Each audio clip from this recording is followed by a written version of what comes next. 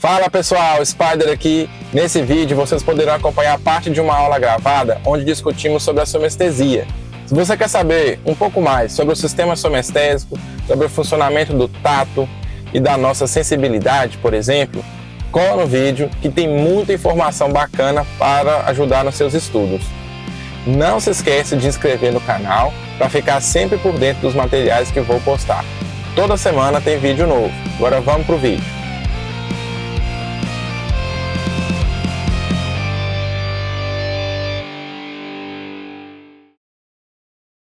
Dos receptores somestésicos, né?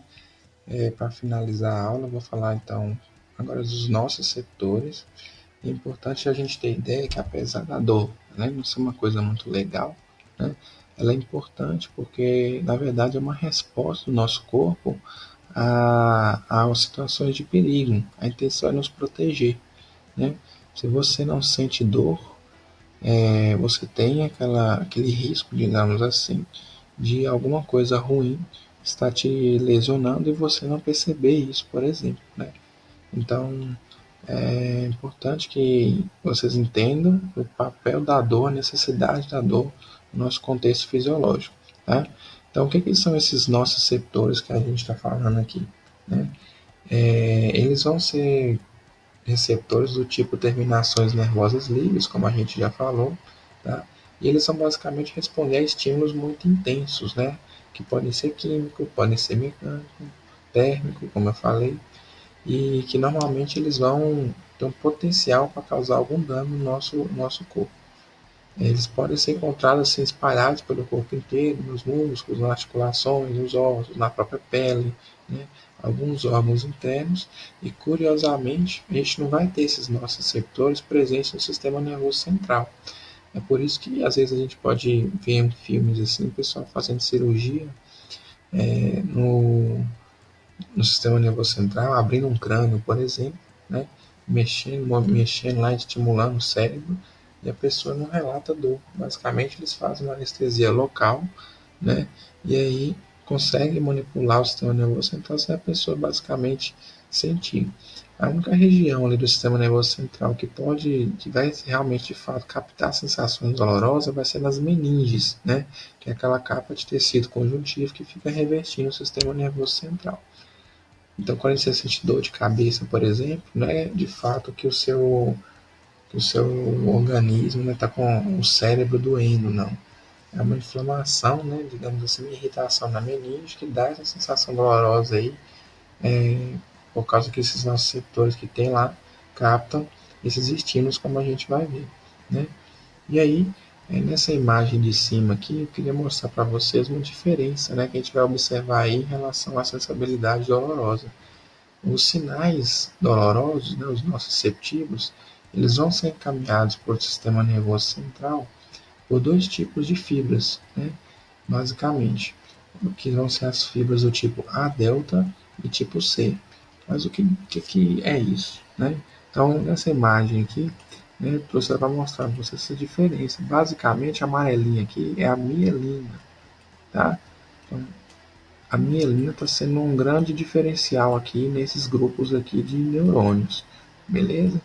E eu falei com vocês que nas aulas anteriores, né, quanto mais mielina, né, quanto mais mielina, deixa eu ver aqui, mais velocidade para a transmissão dos impulsos nervosos.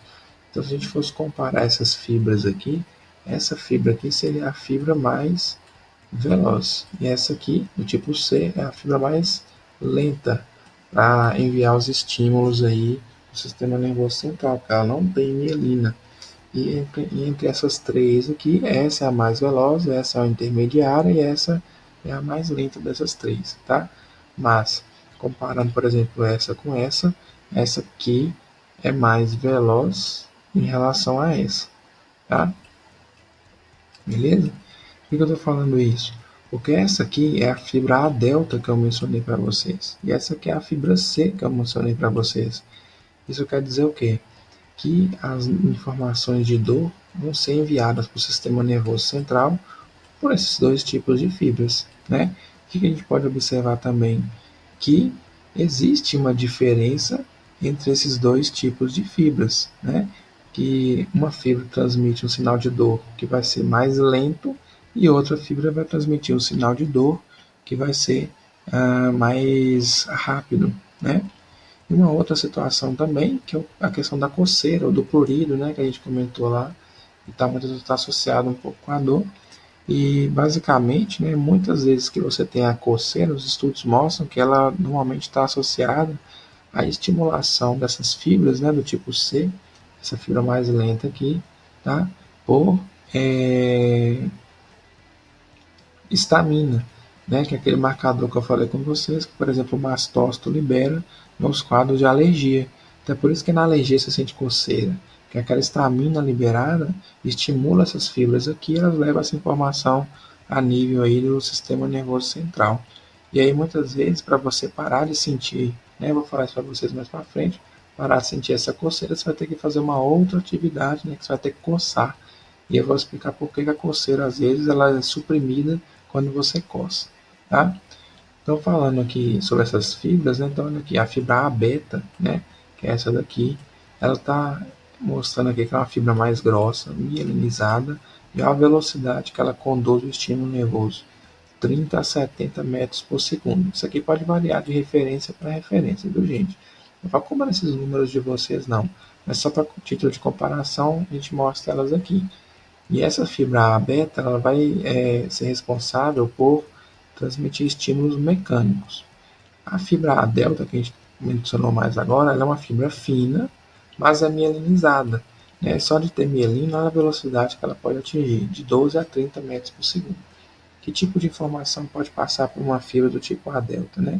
Informações de frio, a chamada dor rápida, né? Não tem essa diferença, né? Uma dor rápida e estímulos mecânicos também. Todas elas passam por estímulos mecânicos, como vocês vão ver. Aqui, a fibra do tipo C é uma fibra fina, porém, olha aqui, não mielinizada, né? E olha a velocidade dela, de meio a 2 metros por segundo. Então a gente pode ver que essa fibra, a delta, ela pode ser até 10 vezes mais rápida do que uma fibra do tipo C, ou até mais, né? Ela leva que tipo de informação? Calor, frio e a dor lenta, tá? Então, já aqui temos uma diferença, né, nesses padrões de dor que a gente tem aí no nosso corpo. Mas o que diabos é dor rápida e dor lenta, né? Eu vou dar um exemplo aqui que vocês vão perceber exatamente essa diferença. Quando você está andando, tá de boa, aí você está andando na sua casa, de repente você chuta a quina da mesa, né? Mete o dedo do pé na quina da mesa. A primeira coisa, a sensação, né, que você vai sentir vai ser uma dor aguda, né, uma dor aguda, uma dor rápida, né, que a característica dela é ser tipo uma fincada, né, no seu dedo. E depois essa dor passa, né, rapidinho ela passa, e você começa a sentir uma dor mais latejante, né, fica tipo pulsando, digamos assim, o seu dedo. Né, e essa dor, a característica dela é ser uma dor lenta, tá? E aí a gente discrimina esses dois tipos de sensação dolorosa, né? Porque elas podem essa informação nos permite controlar um pouco as sensações aí que a gente pode ter, né, em relação à dor, tá? E o prurido, como eu mencionei, não está escrito aqui, né, mas eu já falei lá que ele é proveniente, né, de também nossos receptores da pele, né, que normalmente estão associados a algumas respostas alérgicas, que têm liberação de histamina, que tem capacidade de estimular receptores nociceptivos, né, mas que transmitem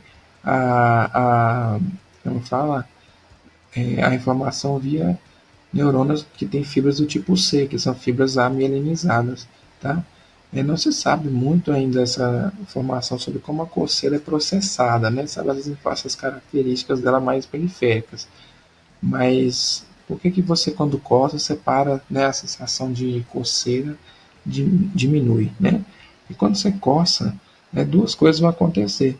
Você vai começar a estabelecer estímulos mecânicos, né, de tato, tá?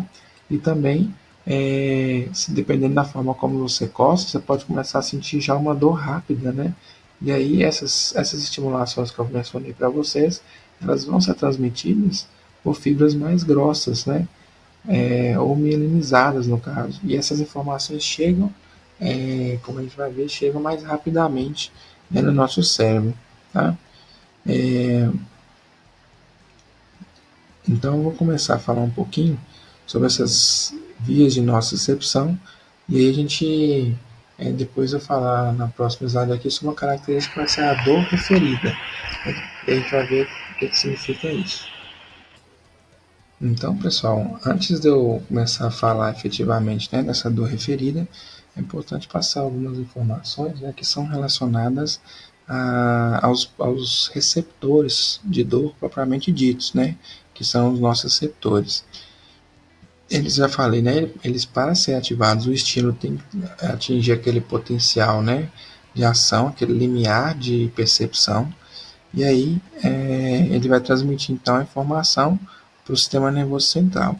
E algumas informações interessantes é que, por exemplo, alguns dos receptores dolorosos, né, nossos receptores, eles vão ser membros da família de receptores, né, de temperatura, que são os termorreceptores. E aí um exemplo que já alguns estudos mostraram é que a gente tem alguns receptores que eles respondem ao calor, por exemplo, quando você se queima num fogão, tá? E vai sentir dor por isso. E aí tem algumas substâncias, como uma substância produzida nas pimentas picantes, né, que chama capsaicina, que podem te dar a mesma sensação de queimação na boca, né? Então a gente sabe que ali não tem uma temperatura elevada, mas essa substância capsaicina, que é produzida no pimentão, estimula esses nossos receptores e você tem a sensação de uma dor de queimada, né? Como se a boca estivesse queimando por conta dessa substância química. Por outro lado, existe também alguns receptores, né, de temperatura que já vão fazer a sensação contrária, né? A gente sabe que tem alguns receptores que são estimulados pelo mentol e aí nos dá a sensação, a substância química nos dá a sensação de frio, né? Por isso que a sensação refrescante que a gente vai ter em alguns produtos, no exemplo de enxaguantes bucais, por exemplo, ou mesmo de dentifrícios, né? Eles dão aquela sensação de frescor, né? Porque eles têm na sua composição o mentol, e o mentol ele estimula esses receptores que nos levam à informação do frio, né? E a gente interpreta como frio ou refrescante. Bom, a gente tem que falar também de outras circunstâncias, né, que estão associadas à estimulação da dor. E uma delas vai ser a inflamação. Quando a gente tem alguma lesão no nosso corpo, né, é muito comum você relatar que tem dor, né, faz parte da inflamação. Um dos sinais que você tem algo inflamado é que você está sentindo dor, não é? E aí, uma das características do processo inflamatório é que algumas substâncias que são produzidas no processo inflamatório, elas conseguem, digamos, diminuir aquele limiar para ativar o nosso receptor. Então você passa a sentir dor com mais facilidade, com estímulos cada vez menores, né? E aí algumas substâncias químicas que vão ser então produzidas, né, no processo inflamatório, como por exemplo o potássio, a histamina, prostaglandinas, né, elas acabam sensibilizando algumas células, né, do sistema nervoso aí, que captam a inflamação dolorosa e aí por isso você pode sentir dor, né, no processo inflamatório. Tá? A serotonina também é uma outra substância famosa aí, que tem a ver com a sensibilização dolorosa. Tem o peptídeo P, né, uma substância P, que é secretada pelos neurônios primários, também pode influenciar nesse processo. E quando você tem essa dor aumentada, né, quando você tem um dano tecidual, a gente vai chamar essa dor de dor inflamatória. Né? Então, quando você está com o dedo inflamado, por exemplo, você soprar lá é capaz de sentir uma dor. Quer dizer que ele está muito mais sensível por causa da presença dessas substâncias que são liberadas no processo inflamatório. Entendeu?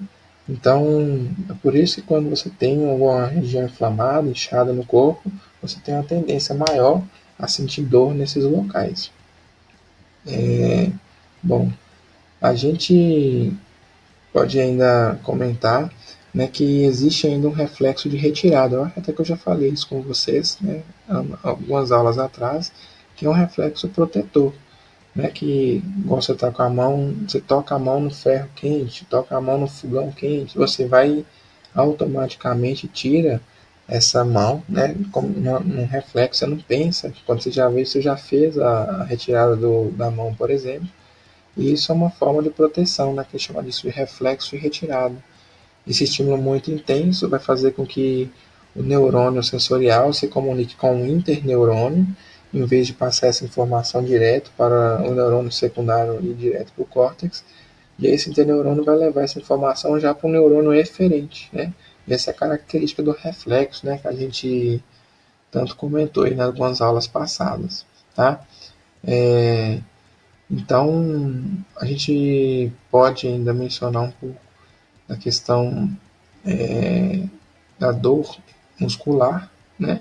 Então, às vezes o músculo também dói, né? Assim como a pele, só que a gente fala que é uma dor mais profunda, né? Você no músculo. Isso normalmente vai estar associado à atividade física, quando você faz muita atividade física, e ela acaba gerando um metabolismo anaeróbico, e aí você sente aquela ideia de ardência, né, de queimação no músculo. Isso tem muito a ver porque nessas situações que eu mencionei, o metabolismo anaeróbico, né, quando você tem uma atividade física muito intensa, vai ter a liberação ali, principalmente de potássio, né? E o potássio acaba sensibilizando aí os nossos receptores que vão nos dar essa informação de dor, né, associada a uma queimação, tá? Uma outra situação também a gente pode mencionar, já puxando aí também para a questão do, da dor referida que nós vamos falar, é se você tiver uma dor causada por isquemia, né? O que vai ser a isquemia? Basicamente, isquemia vai ser a falta de suprimento sanguíneo para um determinado tecido ou órgão. Então, quando você tem um infarto, né, o que é um infarto? Vai ser uma lesão causada por isquemia. Então, um infarto no miocárdio, né, que a gente chama de ataque cardíaco, né, no infarto do miocárdio, nós vamos ter uma lesão causada por falta de fluxo sanguíneo, onde ali vai ter a liberação, né, de potássio, por exemplo, e estimulação nos nossos receptores. Só que essa dor que você deveria sentir no coração, você acaba não sentindo exatamente no coração, né? Você sente ela em outras áreas do nosso corpo. E a isso a gente vai dar o nome de dor referida, né? No caso aí do infarto do miocárdio, essa dor ela vai se irradiar, digamos assim, né? Normalmente para a região do ombro e do braço esquerdo, né? Eu vou falar um pouquinho então dessa dor referida e depois a gente fala um pouco da como essa dor pode ser modulada, né? Controlada.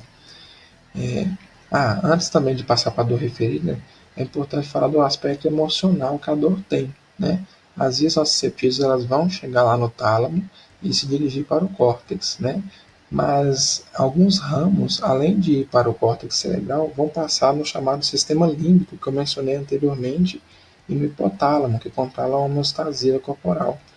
E isso nos mostra que a dor ela pode estar associada a manifestações emocionais, né? Você vai ter sofrimento. Uma dor pode fazer a pessoa então sofrer, digamos assim, psicologicamente, né? Ou você tem reações mais autonômicas, tipo, dói tanto que você vomita, você começa a suar frio, você tem náuseas, né?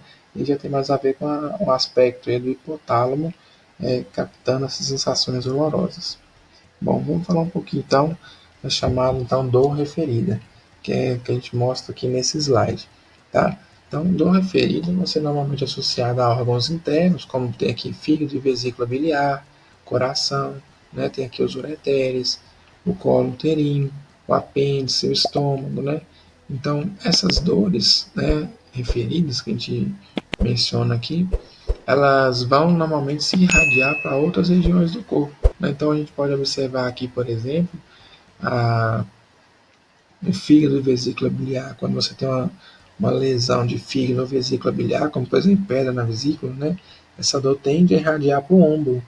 Né? Estranhamente, tá? Você pode se queixar de dor no ombro, mas não vai ver, vai investigar devido a outras alterações, é um problema no fígado ou na vesícula biliar. Eu já tinha falado também no coração, né, do ombro e dos braços e para o braço esquerdo, você pode sentir essa irradiação da dor. Isso é que a gente chama de dor referida. Ela não é uma dor específica, digamos assim, do órgão que a gente está falando. Ela é sentida em outra região, entendeu?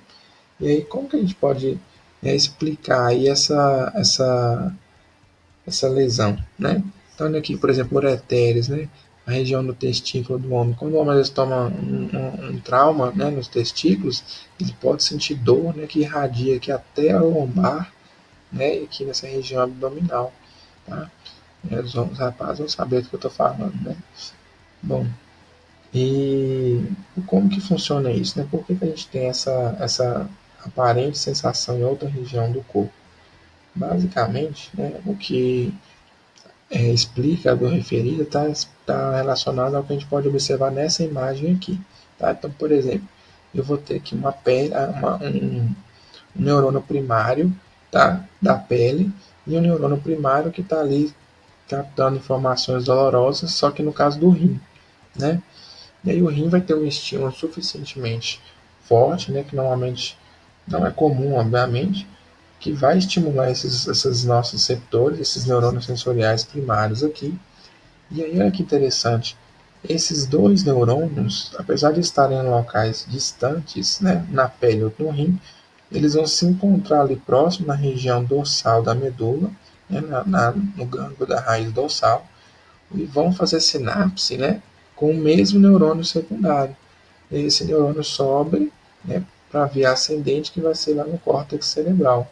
E aí, o nosso encéfalo ele não vai conseguir distinguir essa dor do rim da dor do tecido cutâneo. Então é por isso que normalmente essas vias, por exemplo, dolorosas do coração, quando elas sobem para a medula espinhal, elas vão subir junto com as fibras, né, que inervam as sensações dolorosas, por exemplo, da nossa pele, né, no caso aqui da região do ombro e do braço esquerdo. Mas é claro que isso varia, né, de pessoa para pessoa, né, mas de uma forma geral, essa é a explicação para a dor referida. Beleza? Bom, e por fim, gente, existe ainda a chamada teoria do portão da dor, né? Então, essa fase final aqui vai ser a modulação da dor que eu vou falar para vocês, tá? Então, como eu já falei, é possível você sentir mais ou menos dor, né? No exemplo da inflamação lá que eu avisei, a gente tinha a presença de substâncias que faziam você acabar modulando essa dor para cima, ou seja, estímulos mais fracos fariam você sentir dor com muito mais facilidade do que o normal, né? Mas existe a condição de você ter uma estimulação, uma modulação para baixo, né? Que você exigiria um pouco mais de estimulação para que de fato a dor acontecesse, né? Então eu vou falar um pouquinho sobre isso agora, né, em relação às imagens que eu vou mostrar aqui para vocês. Por que é importante a gente ter essa modulação da dor, né? Bom, em algumas situações, às vezes de emergência, né, você está sob perigo e você tem uma lesão forte, por exemplo, no pé, né, ou nas pernas, você precisa correr. Então, às vezes é muito comum você ouvir falar disso aí em acidentes ou bala perdida, que a pessoa está correndo, está na adrenalina, né?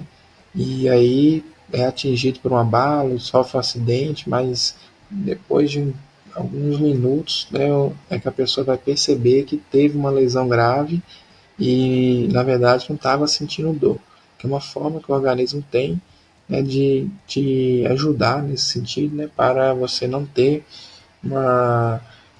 um prejuízo, aí, por exemplo, na proteção contra essas possíveis substâncias nocivas, né, ou situações nocivas ou perigosas à vida. E então a gente entender sobre como funciona esse processo, né, de inibição da dor é importante porque vai ter algumas implicações clínicas, né, porque isso pode ser utilizado como técnica associada a tratamentos para dor, né? Como eu já falei com vocês, a dor é uma queixa muito grande aí, né, de pacientes no consultório odontológico, tá? Bom, a dor, então, ela pode ser suprimida, né, no corno dorsal, nessa região dorsal aí da medula espinhal, antes que o estímulo de fato chegue nos tratos espinhais ascendentes, né? E esses interneurônios que eu estou falando, que eu vou mencionar aqui, eles têm a capacidade então, de inibir tonicamente o- os neurônios, né, da via ascendente da dor na medula espinhal. Então, como a gente pode ver aqui nessa imagem A, o que está acontecendo? Eu estou tendo aqui um sinal de entrada da dor, né, chegando aqui, fazendo sinapse com algum neurônio aqui na substância cinzenta da medula espinhal.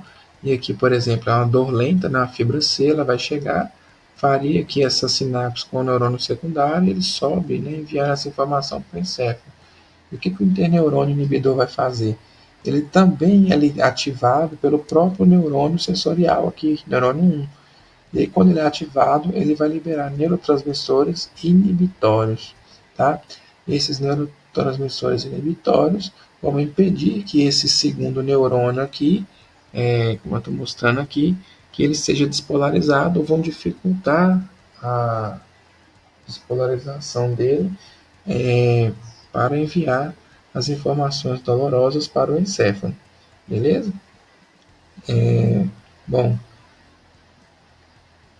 então, essa situação que a gente está vendo aqui, né, a gente pode ainda relacionar quando essas fibras C nociceptivas vão fazer sinapse com esses interneurônios, então, inibitórios, né, e sem essa estimulação aí, esses neurônios secundários não conseguirão, pela via ascendente, estimular a via para estimular a via para chegar ao córtex, né? Então, quando você tem uma dor muito intensa, né, isso de fato vai acontecer e aí inibe essa informação dolorosa para que você possa, na verdade aqui, né, inibe essa informação dolorosa e você não tem esse estímulo chegando ao cérebro. Agora, quando é uma dor muito intensa, pode acontecer de essa via será inibida, aí essa inibição, né, que essa outra via aqui do interneurônio provoca, ela não vai acontecer e naturalmente a via dolorosa vai prosseguir aí para o encéfalo, beleza? E aqui no ponto C aqui, né, a gente está falando aqui da chamada teoria do portão da dor, né? E aí a gente vai falar um pouquinho mais sobre isso porque tem um pouco de aplicação prática, tá? Bom, e para entender um pouquinho sobre isso, a gente tem que entender sobre as diferenças das fibras a delta, a beta e também C, tá? Então eu falei com vocês que o tato, né? Hoje alguns estímulos mecânicos, eles são transmitidos por fibras A beta. E o estímulo doloroso pode ser transmitido por fibras A delta ou tipo C, como é o caso aqui, né? Então o que seria essa teoria, né, do portão da dor, né? É que fibras A beta do tato, elas vão estimular, né, o próprio tato, mas também vão ter ramos dessa via que estimulam os neurônios inibidores, né, os interneurônios inibidores. Então, mesmo que você tenha um estímulo doloroso aqui mais intenso, tá? Essa segunda via de tato aqui pode ainda reativar esse interneurônio aqui inibidor, e aí ele vai bloquear essa estimulação dolorosa da fibra do tipo C. E por que isso funciona? Porque como essa fibra é a beta, ela é uma fibra mais rápida, né? Por ser uma fibra mais rápida, digamos, a informação dela chega antes e estimula esse interneurônio antes dessa informação da fibra C chegar aqui. Então é meio que quem chega primeiro, digamos assim, né? E aí é como se o portão da dor, né, ele se abrisse para o estímulo tátil, mas não para o estímulo doloroso. Então, uma aplicação prática disso, né, é quando você tem uma pancada, por exemplo, né, uma dor, você chuta um dedo, por exemplo, né, como eu citei anteriormente aí, uma mesa, e aí você esfrega o local que está doendo, o próximo dele, né, você aperta, você faz pressão, né, você está fazendo estímulo de tato, que é o estímulo aqui não doloroso, né, que eu estou falando aqui, que vai ser transmitido por uma fibra do tipo A beta. E isso ajuda ou a diminuir ou de fato sumir a sensação dolorosa, né? Então, aquela ideia que a mamãe da gente fala, né? Quando você machuca, tá dodói, deixa a dula, dá beijinho, sopra. De fato, é uma aplicação prática dessa situação aqui, né? A gente vai ver ainda sobre isso um pouco mais também quando a gente fala do orofacial, né? Mas aqui alguns fisioterapeutas fazem estimulação por TENS, né? Que vão estimular fibras abertas exatamente para tirar da pessoa aquela dor mais crônica, que é difícil de lidar. E aí é uma forma, né, uma opção baseada nesse conhecimento que a gente está falando aqui de aplicar isso. Beleza? Bom, essa é uma das formas, né? Mas a gente sabe também que existem as formas mais farmacológicas, que são os fármacos opioides, né? E também os fármacos analgésicos, que a gente já tem aí direto à disposição nas farmácias, tá? Então isso varia, né, desde o ácido acetil salicílico, que é mais famoso, né, até a morfina, por exemplo. A diferença, né, basicamente, é que o ácido acetil salicílico ele vai agir nas prostaglandinas, que se vocês lembram que eu mencionei anteriormente, né? Essas prostaglandinas, elas são mediadores inflamatórios que modulam a dor para cima, né? Estimula e facilita você sentir mais dor quando você tem um processo inflamatório. Então, por isso, quando você toma um anti-inflamatório, ele acaba também sendo um analgésico, né? Porque ele vai acabar impedindo aí a produção dessas substâncias que estimulam a dor, né? Em relação aos fármacos como a morfina, né, que eles chamam de opioide, eles já vão agir diretamente no sistema nervoso central. Então tá aí uma diferença, né? Os fármacos anti-inflamatórios, o ácido acetilsalicílico, por exemplo, eles têm função mais periférica, no local, né, onde a dor está começando a transmitir as informações, lá próximo ao neurônio sensorial. Enquanto os fármacos opioides, eles já vão agir direto no sistema nervoso central, tá? E aí, basicamente, eles vão atuar bloqueando a percepção da dor, né, porque ele vai diminuir a liberação, por exemplo, de neurotransmissores sensoriais primários e inibir também a via, né, pós-sináptica que vai acontecer entre os neurônios sensoriais primários e secundários, né? Outra coisa interessante que a gente pode falar, falando da morfina, mas a gente também produz alguns opioides, né, que a gente chama de opioides endógenos. E a gente pode citar dois como exemplo, que vão ser as encefalinas e as dinorfinas, né, que vão ser utilizados aí para, digamos, um mecanismo mais interno do nosso corpo de tentar modular a dor, né, onde um dos mais importantes desses opioides vai ser a beta-endorfina, que é estimulado, por exemplo, juntamente com a produção do hormônio ACTH, que tem a ver aí com o hormônio cortisol no nosso corpo, né? E cortisol é chamado hormônio do estresse. Então, existe uma certa relação, né, de adaptação do corpo ao estresse também em relação às endorfinas. Então, gente, basicamente é isso, né, que a gente tinha para falar sobre a somestesia. Deu uma ênfase maior nessa parte aqui de dor. Beleza, pessoal? Se você ficou até aqui e curtiu o vídeo, curte, comenta ou compartilha, porque isso me ajuda no algoritmo do YouTube. E não se esquece de inscrever para ficar dentro de todas as novidades que eu vou postar toda semana. Valeu!